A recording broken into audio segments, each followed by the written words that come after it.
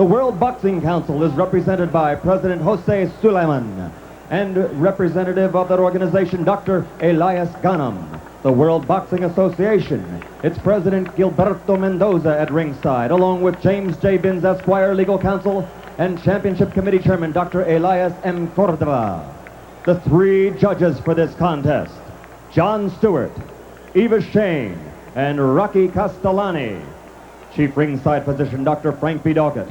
Also at ringside, Dr. Stanley Eden and Dr. Charles Wilson. The timekeeper, Roosevelt Gilbert. And counting for the knockdown seconds, Joe Cortez. And the referee is Frank Cappuccino. In 1960, an Olympic gold medal winner. In 1964, the heavyweight championship. 10 years later, again, the world heavyweight champion. And in 1979, he won it an unprecedented third time. Perhaps he is the greatest of all time, ladies and gentlemen, the former three-time heavyweight champion of the world, Muhammad Ali.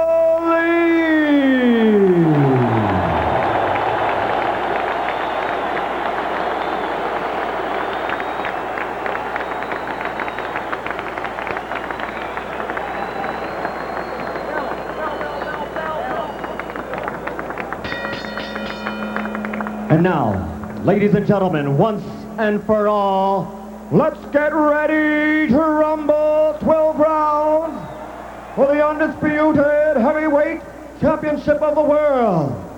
Introducing first, fighting out of the blue corner, wearing the white trunks with black trim, and weighing in at 212 1/4 pounds. He's originally from St. Louis, Missouri, now lives in Wilmington, Delaware. This Olympic gold medal champion has a professional record of 31 victories without a loss, 21 by knockout. He is the former undisputed and undefeated light heavyweight champion of the world and the only king of that division ever to win the heavyweight title in the history of boxing. Because he never lost that title in the ring, he is still recognized by many, including Boxing Illustrated and Ring Magazine, as the heavyweight champion. Ladies and gentlemen, the undefeated man who brings the drinks, Michael Spinks.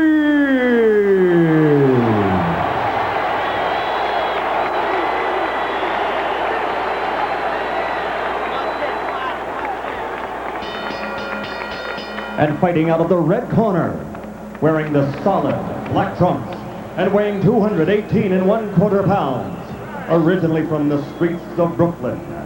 He passed through the hometown of the late great trainer of champions, Cus D'Amato, Catskill, New York, and he now lives in North New Jersey. His professional record, 34 consecutive victories with 30 knockouts, including 26 KOs in 5 rounds or less, and 15 in the first round alone.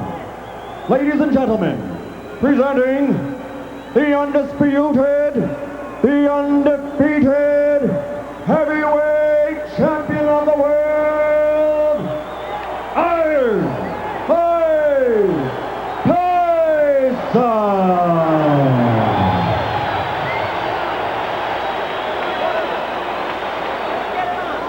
Michael. Good evening, gentlemen. You were both given your instructions in the dressing room. Are there any questions by either of you? All right, both of you touch gloves. Good luck to both of you. Could it be that this eerie atmosphere is what Butch Lewis wanted? I don't think anybody is smart enough to figure how everybody would react to that. I do think that this fight will be decided by two things. How Michael Spinks can deal with the extreme pressure that Tyson puts on a fighter that can totally discombobulate a man who's used to setting his own tempo. And secondly, what happens when Tyson hits him? Because he figures to get hit in this fight somewhere harder than he's ever been hit before. I see that Michael Spinks is a little tight. His legs are not as loose as they normally have been in the past. Now watch Tyson jump right into his chest.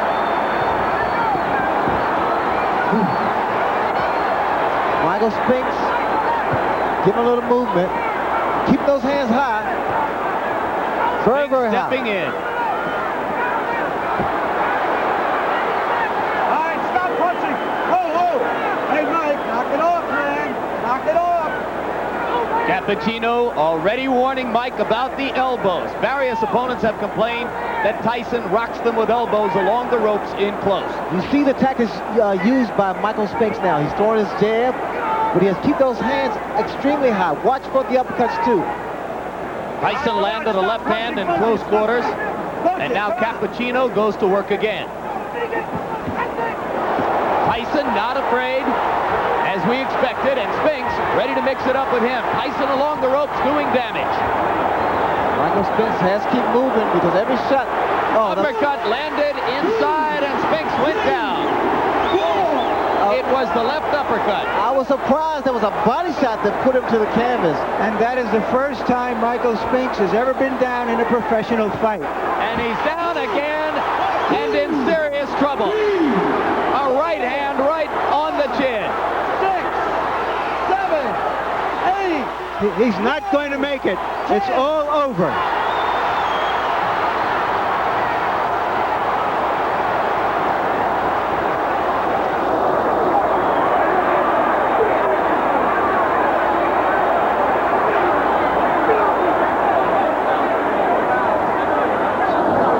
What happened in that round was that Mike Spinks got hit, and his natural instinct as a champion and as a winner was to try to fight back instead of covering up. And because he wanted to fight back, he got knocked out. There's a great deal of pandemonium in the ring now. It lasted a minute and a half. There's a near riot taking place on the apron in front of us. Only now is it beginning to calm down. The first time Michael Spinks has ever been knocked down throughout his career. We see Mike Tyson congratulate Michael Spinks, and Tyson trying to show some concern. Please clear the ring. Clear the ring. Security, please clear the ring. The pre-fight delay outlasted the fight by about 15 minutes. I didn't expect Michael Spinks to go down from a body shot, but apparently the extra weight was a factor. I'll be interested to hear what Michael Spinks has to say. Michael Spinks started out pretty slow, and here we see Tyson, as usual, going to the body. A great uppercut that sent Michael Spinks to the canvas. That was the second knockdown and the finishing blow. Watch again. This is after Spinks got up after one knockout, tried to fight back, and had nothing, as Mike Tyson landed the right, the short right, to the jaw. Here we have another angle, and that beautiful right uppercut caught him perfectly. It seemed to have caught him on the top of the forehead. And when his head went back and hit the canvas, it was all over. Few fighters have ever thrown the uppercut with greater effect than this champion. Another thing, Jim, is when a guy gets knocked out for the first time, you never know how he's going to react to that. What you have just seen was the fourth shortest heavyweight championship bout in history. Only Jeffries over Finnegan, Michael Oakes over Mike Weaver, Burns over Roche back in 1908 were shorter than the 1 minute, 31 second destruction you just saw by Mike Tyson of Michael Spinks. In Mike Tyson's 35 bouts, he has now scored 16 first-round knockouts. And let's go now to Larry Merchant. Mike, congratulations. Did you have any premonition that it would end this fast? My trainer told me before I left, I bet both of our purses that you knock him out in the first round. So I thought he was serious, so just now he said he was lying.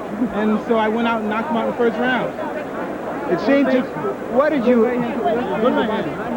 hurt him with? How did it start? The first one was, I think it was a right hand on top of the head, but he took it well. And then I hit him with a short left hook. It was a left uppercut. It was a left uppercut that you told me to throw. That's right. And then I threw a right hand to the body. He went down. He went down from that. And then from that punch, I think what it was, the right hand off the head. It was like a right hook over top. It seemed to me that when he was hurt, his instinct as a champion